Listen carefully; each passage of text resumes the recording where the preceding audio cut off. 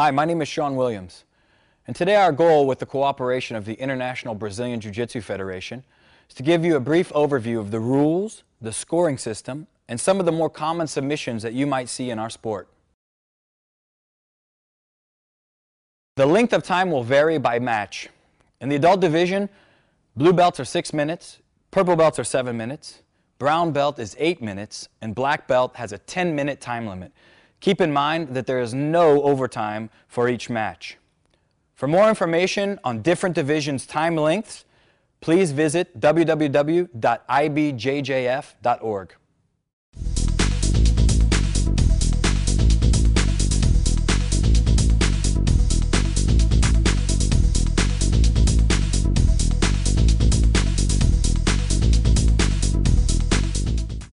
One of the ways to win in a competition is a submission.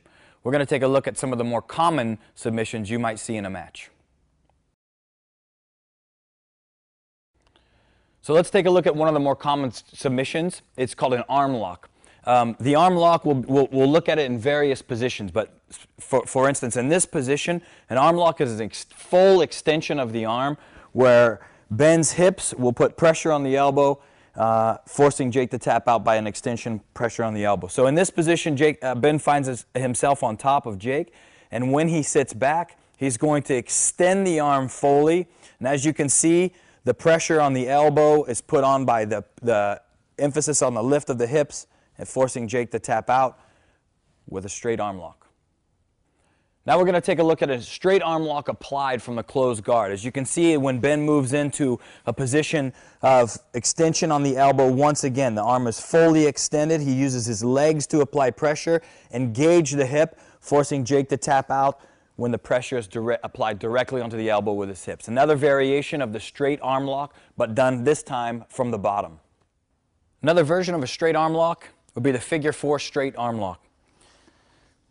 In this instance, Ben's going to use his forearm to lock out the elbow. You can see that Jake's arm is completely extended. The pressure will be on his elbow. He's going to roll his forearms forward a little bit, push down on the wrist, and Jake will tap due to the pressure on the elbow from the fully extended arm lock. Okay, this time we're going to take a look at an arm lock that's applied in an upside down nature. Jake's arm will be upside down this time. He's left his arm extended, maybe grabbing Ben's head here, and so Ben rolls the elbow up. Again, this arm lock is called an udagatami, and it's an upside down version. Now you can see the extended arm, the pressure at the elbow is applied with Ben's forearms. His knees lock Jake out so he can't drive anywhere, and again, we've got a full extension with pressure on the elbow. As Ben applies that pressure, Jake will tap from an arm lock. One more type of arm lock that you might see is a belly down arm lock. Again, this time Jake pushes Ben off. You can see his arm fully extended as Ben passes the leg over his head. He creates basically an arm lock from the belly down position. Again, as Ben squashes his hips down to the floor, Jake is forced to tap with that extended arm and the pressure right on the elbow. So you might see this, it's commonly referred to as a belly down arm lock. One more variation of a straight arm lock is when the arm gets pinned or trapped in Ben's armpit. He sits into off of a cross-side position. Again, you can see Jake's arm fully extended with the pressure being applied by Ben's hips. The only difference this time is that Jake's hand is stuck in the armpit, often making this arm lock a little more crucial or more intense than the arm lock that's controlled with the hands. One of the most exciting and dynamic arm locks comes from the standing position, and we call it the flying arm lock.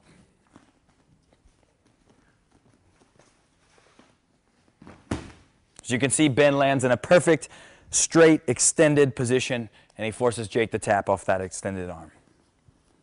Now our subject is going to be bent arm locks, which will be a little bit different. They're designed to hurt the opponent's shoulder. So one instance of this is of a bent arm lock is the Kimura. As Jake sits up, he locks his own wrist. He's got a figure 4 grip, and he puts Ben into a very bent arm position, which isolates the shoulder and forces Ben to tap out due to a Kimura from the closed guard. Another common position we might see Kimura applied from is the north-south position. As you can see, Jake is right above Ben's head, which differs slightly from the cross-side top position. We call this the north-south position.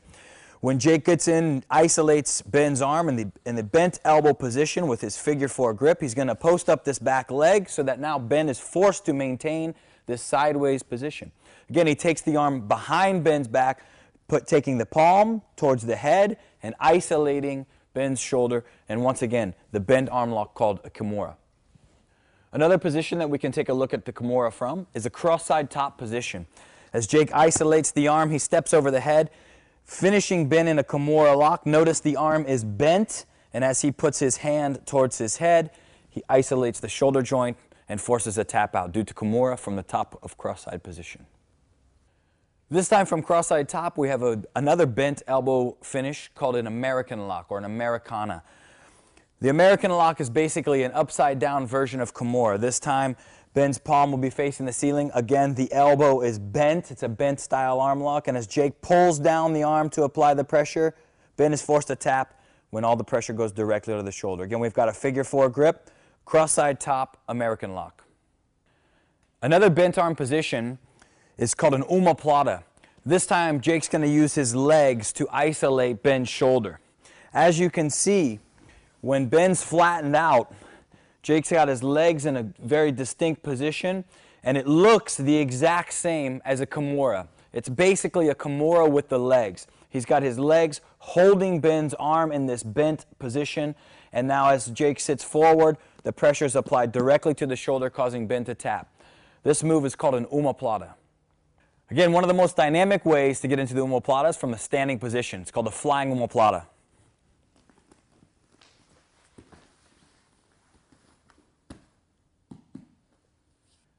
Another type of submission that can be applied to the arm is a wrist lock. The wrist lock comes when there's a fixed back to an elbow, so maybe a body, and the arm, or wrist rather, is bent either down or backwards, and pressure is applied by the chest or hand, and a wrist lock is created. We'll take a look at some examples of different wrist locks.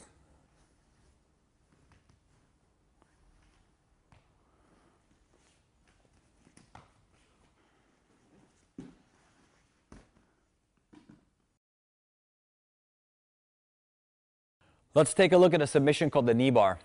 It's going to be when Jake spins around Ben's leg, isolating the leg. Now this is a straight leg lock, so he's isolating the whole entire leg, much like the straight arm lock. He's using his hips directly on Ben's knee, which hyperextends Ben's knee, causing him to tap out, forced to do a straight knee bar. Please note that knee bars are only legal for brown and black belts. The straight Achilles lock comes when Jake puts Ben's leg in an extended position.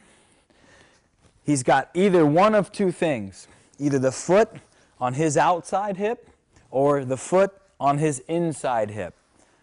Both of these are classified as straight Achilles locks. As Jake's foot is on Ben's hip and his knee is pressing down, he's able to isolate Ben's whole entire leg, creating a pressure right on the ankle. So when Jake hips in and bridges backwards, he's able to tap Ben out on a straight Achilles or straight ankle foot lock. A second type of straight ankle lock is called the belly down ankle lock. It's still a straight Achilles lock, but it's when Jake turns belly down. Now he's able to put the same amount of pressure, or actually an increased amount of pressure, on Ben's ankle, and again, he gets a belly down straight ankle lock. Another type of foot lock is called the toe hold. It's when Jake is going to grab the toes of Ben's foot. He's going to go all the way over and grab his own wrist, as seen similar to the Kimura.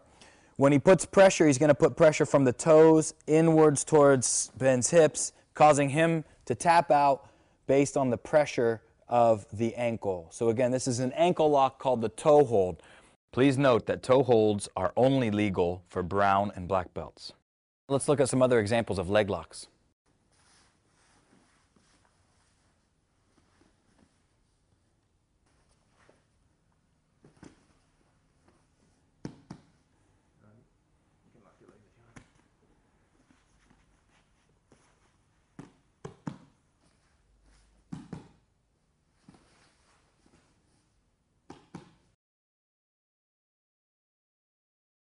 Another type of submission that you might see in a match is called a choke, and we're going to specifically look at the rear naked choke first. What a choke is designed to do is cut off the blood supply to the brain, forcing your opponent to tap out or pass out, right?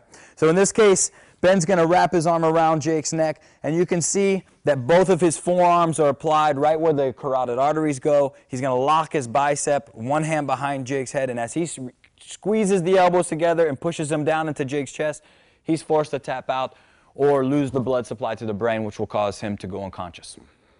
Another type of choke that you might commonly see is called the head and arm triangle choke, or the arm choke, arm triangle.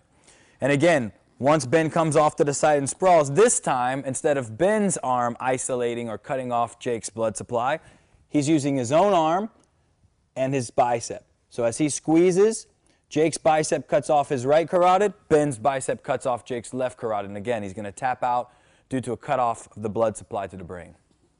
Now let's take a look at a modified head and arm choke, commonly called the darce. Ben's going to wrap through, grab his own bicep. Again, it's a head and arm style choke, just from a backwards or an inverted position. And as Ben squeezes his biceps together, again, Jake is forced to tap.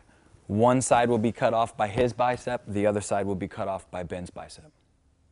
Let's take another look at a variation of a head and arm choke called the triangle choke. This comes from Ben's closed guard. You notice he punches the arm right through. This puts Ben's left leg directly on Jake's neck. When he locks the figure four, he's able to force a head and arm choke by passing Jake's arm across the body, pulling his head down, and engaging the hips. Jake taps due to the triangle choke from the closed guard. Again, one of the most dynamic triangle entries comes from the standing position. We have the flying triangle.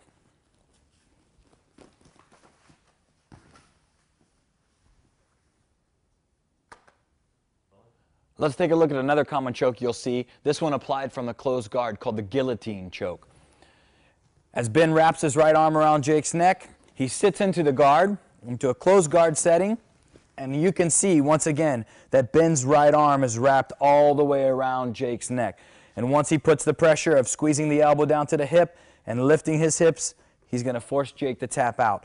Same as the rear naked choke, one arm is causing the cutoff of the circulation from Jake's neck, and he's going to force to tap from a guillotine choke.